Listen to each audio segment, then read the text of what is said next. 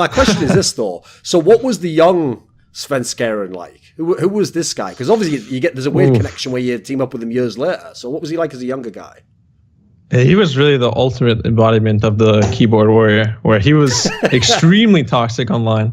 He told me things that I definitely cannot say in this interview. But then when you meet him in person, he's like really shy. He's a super nice guy. He's really caring. He cares about other people's feelings. He's very helpful. So it was just a complete contrast. And Deficio told me that too. He's like, Svenskeren, he tries to do his best to look like a tough guy online, but when you meet him in person, he's like an angel. So it was really hard to kind of disconnect those two people, the online persona that I had met with the Svenskeren that I met in person. And that's also kind of been a storyline when Svenskeren joined TSM in 2016, 2017, when none of the fans, there hasn't been much content of Dennis on the internet, so they didn't know how he was as a person. They only knew about the Taipei story, so they just assumed that he was an asshole and that he was like really arrogant at things. And now that there's actually been TSM Legends and interviews and he's gotten more exposure, people can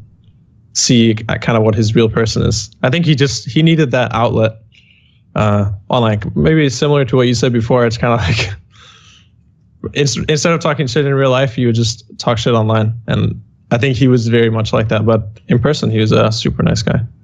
Because the thing is, in the early days, I think he even admitted this in his reflections, in the early days, he did oversell that aspect where he always used to say that, like, I found Bjergsen in relegations, he made it sound as though, like, he found you in the trash, and he's like, he like polished it off like, oh, this could be good one day. Even though, like, everyone in Europe was like, come on, mate, we have just watched this guy play for like 2 splits. He was pretty good in Europe, and, his team sucked the first split, and he had these issues in the second split. What did you ever think when Reginald used to say that? Because he did make it sound like you were sort of a failure and he picked you out for TSM. I mean, I don't know. I was in talks with some other teams at the time too. Actually, I was talking to Curse at that time as well, because I really wanted to be in a gaming house, especially because that's something I never had with Copenhagen Wolves and NIP. I don't know about Andy discovering me. I think in terms of NA, wasn't very aware of what was happening in the EU LCS. So in that sense, he kind of felt like maybe he discovered me because a lot of the NA players hadn't really heard of me. Andy probably didn't really hear of me until maybe the end of the split at NIP, and definitely the NA fans, a lot of them hadn't heard of me. So I think in his own little bubble, it felt like he discovered me. But like you said, in the grand scheme of things, I had been playing for a bit, and there were other people recognizing my talent, even though I think I was still a very unstable player at the time. Is there anyone who's Danish who in CSGO is as good in CSGO as Trace was in 1.6? I think if you look at a player, you have to go for Device. Device is capable of orbing, which Trace was as well. I just think Device is more... what was the word? Bigger player in every aspect. He's like more complete player, I would say, than Trace was. He's a better teammate, I think. He's all that kind of stuff where I think Trace was heavily reliable on his aim and his positioning compared to Device, who can do everything for the team. Was Trace a rager? Was that true, that rep that he had? It's hard for me to say from outside, but what I've heard, he had a very specific personality, and I know that from back in the days as well, that he is kind of hard to deal with, but if you're able to deal with it, just so it's fine, I guess. So I wouldn't say he's a rager, but he has a specific way of being as a person, and if you get along with it, you get along with it. If not, then you have a problem. Now, here's what I want to know. How were you able to beat MTW, but then go to this tournament and lose in what is probably the most pathetic WCG group ever? Like, it's not like you played, the Poles or something. You actually lost, if you remember. There was a team from Romania, and there was a team from Spain. Spain, that was the other one. There was one more team as well. There's some other team, but who even cares, right? How did that happen? How can you beat MTW one week and then lose to these teams the next? I mean, first of all, to actually comment on the WCG qualifier, we won the WCG qualifier, and I think it was like a Danish company was investing heavy money, taking documentary movie makers to show esports to Denmark. And we won, and then some sort of steel company, right? Yeah, exactly. Dansk Steel, Metal or something. Yeah, okay. Don't crash my Skype again. I speak Danish. Okay. No, it came to that situation that we actually won. The MTW wouldn't go. Then suddenly they got one more spot. So when you started the qualifier, you only had one spot. Yeah. But because we won the final, MTW didn't go. I'm pretty sure there would have been no second spot for you if you'd have lost. They bought one more spot to get 2 Danish teams because they thought that would be good. And when we came to WCG, it was worst tournament in my life. I think I've been part of it. Like, we were so hyped. We got a good group, and basically we played these Romanian guys on Tuscan, and they kept us rushing us, and we just won every single duel, and we end up somehow by losing 16-8 or something like that. You actually had to play all rounds. 22-8. Yeah, you had to play 30. Yeah, with 22-8 or something like that. And then the next day we play against the eventual group winners on train and win 26-4. And in the end we have to play the most important match against the Spanish guys, and we lose us 16-2, and then we just left the server because we were out of tournament. It was classic. Okay. Yeah, it was like one of the horriblest events I ever had in 1.6, where you came in all with this hype and you were ready to actually go to playoff and maybe even top 4, because we really felt we had a good team back then. Right, even though that was 3-0 though, Jankos, I have a question about this series, because I remember game 1 of this series, you played Olaf, and dude, you got like 7 kills or something, man. You were like carrying the early game, but the problem with your team obviously had issues with like mid-game and shot call and stuff. In the second game, I remember it was really close for a while. Like, even though this was a 3-0, I wondered from your personal perspective, like, were you just a different player back then? Like the Jankos, I feel like now, if a Jankos was on an Olaf now and he got like 7 or 8 kills, you would get a laner ahead, you'd carry the game. Do you remember what it was like? Do you remember what went wrong for you? I mean, I think what mostly went wrong is that the map play was so much better and how they played with control was different. I think that, of course, a team right now from 2023 would beat that team in 2015. We didn't have to, like, world champions back then were very good at the game. I mean, the concept of the game was different. Junglers had words, so, like, again, the game worked much, much different. But just overall, I would say that their map play was so much more solid. Like they understood better how to put vision, how to make their laners safe, how to get their push outs, how to secure an objective, how to group for it. And sure, you could have kills, but it wasn't as simple to like carry the game, because it's not like you just go and fist fight each other who is better, right? It's more about concept, it's more about map play. And this is something that back then Western teams did worse. And we still do worse, actually. It's still the same thing where side laning is better for Eastern teams. And I think the best side lane team from Europe was G2 in 2019, where we were actually better at side laning. And we were beating Eastern teams with side lanes. We didn't have lead every game. We actually often started from behind. But then when mid-game came through, and we had, you know, perks and caps, sometimes Wunder, sometimes caps on side lanes, we would play very, very well, and we had a good understanding of it, so then we would beat the Eastern teams.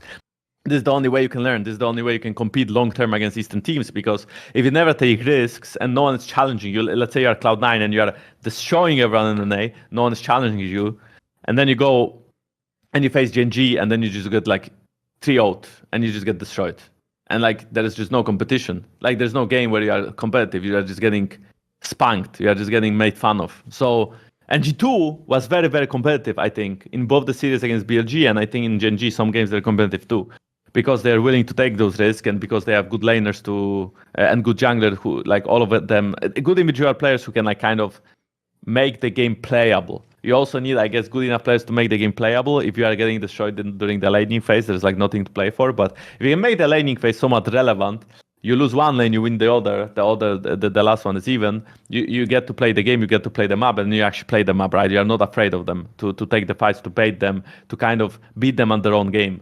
I think many analysts have opinions that West should just cheese and should like come out with shots like out of the picture and have like original picks. I think that's great to do for a game, but I don't think there is like a strat where you can like 3-0 on an Asian team by cheesing every game and playing original champions, because the idea of these cheese champions is that they are trash. They are not good.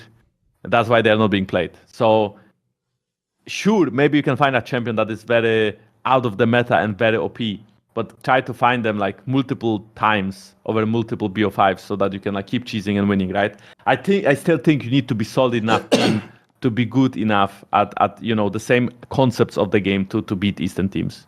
So I think that you need to be willing to take risks and you need to be willing to learn over time. The NA teams, though, that I remember was the main core that most people will know was the Dynamic team. Now, what was the rationale behind how you moved around these teams? Because it seems like some of the players, or some of the ones you tried to get back later in CSGO for Talked, etc., some people you're familiar with then. But the Team Dynamic team, I know, was one of the ones that had a lot of success. So what was like your first big introduction to the competitive side of things, going to the big lands, not just local Canadian ones? So I was always trying to like punch above my weight the entire way through. 6 months into playing competitively, I'm trying to go to all the local Toronto events, all the Montreal-based events. So the ETS, the Core LAN, Atlanta Paloozas, anything I could really play at, I'd try to go there. But then I'd also try to like play with other players that were better than me so I could learn from them and just kind of absorb everything I could like a sponge. So I was trying to play like all the roles. I was trying to learn everything from what I could and try to play and get as much experience as I could. And then I think like every time I learned a little bit, I tried to go too far, like almost like Icarus. I would fly too high, get too close to the sun, then fall. So basically every time like I played with other people that, I learned a lot from, but I wasn't good enough to cut it. Like I would get cut from that team or something like that. And then I'd go back and play with my older friends, bring to them what I learned. And then we would improve as a team a little bit. And then we were able to make it to the next division and the next division. At one point, you actually had Dazed for an event. You had him for an ESWC event, which at the time, I mean, that was a big deal, by the way, for the Source, for people who don't know, to get kind of one of the majors to support the game. So this was a very big tournament. And obviously it's one that you did well at. You came third. Yeah. What the fuck was Dazed like in Source? Was he at all like he is now? What was he like to play with at the time? So I haven't really spoken to him too much these days, so I don't know. Like I can't say now what is he like versus like 2 years ago or like back on iBet Power. The very first time I met him was my very first ESCA LAN, and I didn't know anyone at the time. I was like, this is my first ESCA LAN. I'm going up to people and introducing myself. I'm like, hey guys, I'm Steele. My name's Josh. Like I would go up and introduce myself, and then I go up to Daze and he's like, I'm not shaking your hand. Okay. Okay. Okay then. So one play I want to talk about at the beginning is I've noticed a trend in most esports games, which is early on when the mechanics aren't refined, Koreans haven't had a chance to get every build order down to the microsecond and know every opening and everything. At that point in the game, the skill that is obviously the most abundantly useful is to be super creative, to be the guy who can just intuitively do things. Your big brain, basically. It's not so much about hands, it's about the brain. That's why Boxer in the early days of StarCraft Brood War. So to me, the player I thought that exemplified that in the early days of StarCraft 2 was Nesty, because this is someone where once it did become about mechanics and he had to know, then he fell off, then he was just an okay player. But this guy in the early days, he was a genius, right? Yeah, I sure thought so. Nesty was, well, he was the oldest champion that we ever really got, right? Like he won a championship when he was already 30 years old, which is like unheard of in Korea, unheard of. Although we're probably going to enter that territory again really soon in StarCraft 2 as the players are coming back from military. But yeah, in that time, that was an insane thing to see. And the thing is, he was actually like really figuring out what to actually do with Zerg, because we had some early greatness from like Fruit Dealer with that first win. That was amazing. And like he just kind of pulled that out of nowhere. And like Hydra was super strong in the early days and everything. But they really both kind of paled in comparison to what Nesty pulled off with 3 GSL victories. It took so many years for anyone to catch that with the Zerg race. 2 vs 2 is giving you so much information about the fundamentals of the game. It's like so many early units running into each other over and over and over that it reminded me of this thing like, you're not supposed to talk about him, but Savior, the one Zerg Bonjour that we ever had, was a 2 vs 2 player for a little bit as well. And he became the greatest Zerg that we had in Brood War up to the point where, obviously he had that whole betting scandal and everything. But like, there's something there, I think, about spending that extra time on the very fundamental aspects that helped both of these players become the absolute best of their time periods. And yeah, I mean, Nesty was, I loved it, man. Like he was taller than everyone. He was smarter than everyone. He was older than everyone. And he won more championships than everyone except like MVP in that era. So He was like a really special player, I thought. He was the player I had the most fun casting for sure.